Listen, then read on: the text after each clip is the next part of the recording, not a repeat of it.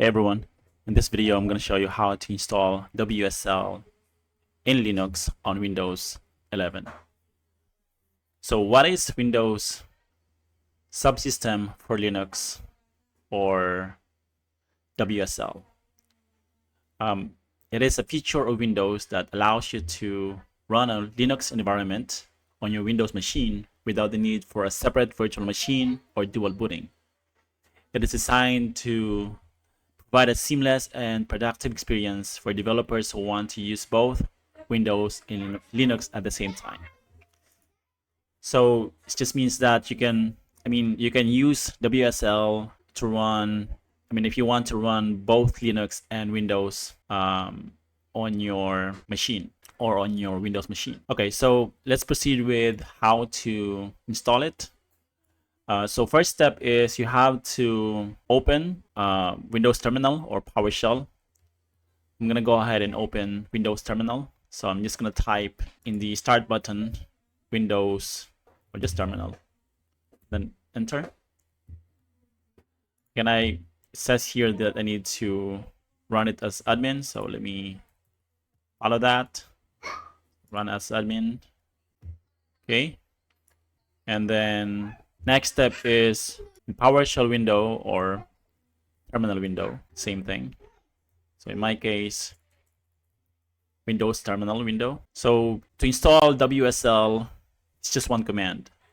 Installing it used to be kind of hard, but now it allows you to just use one single command to install it. So I'm just gonna, this is the command by the way, so WSL -- install.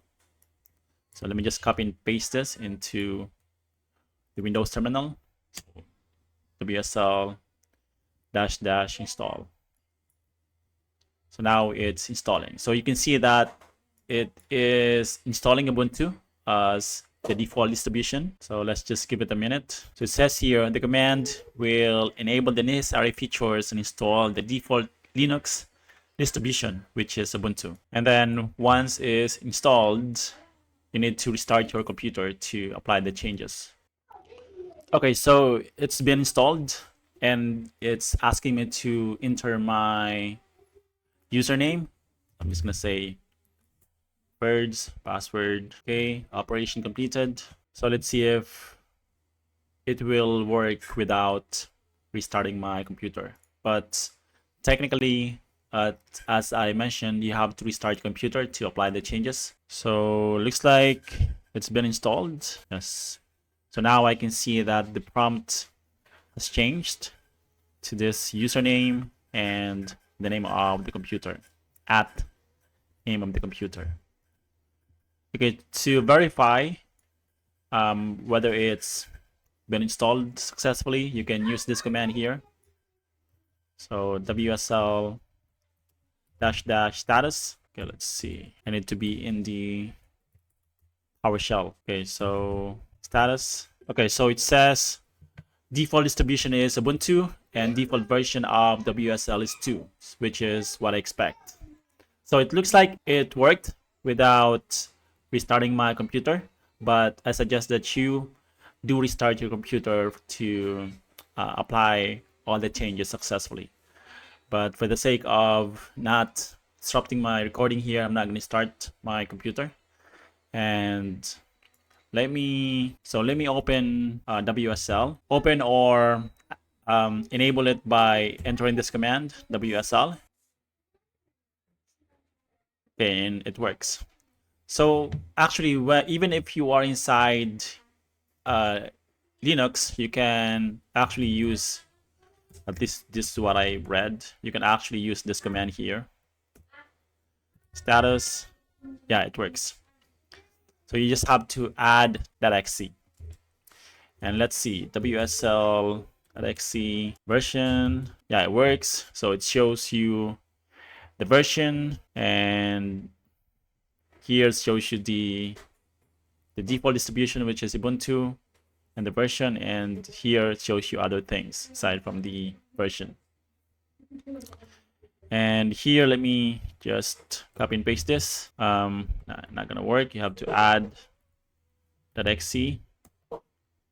should now work. So name is Ubuntu, state running, version is 2. And same here. So WSL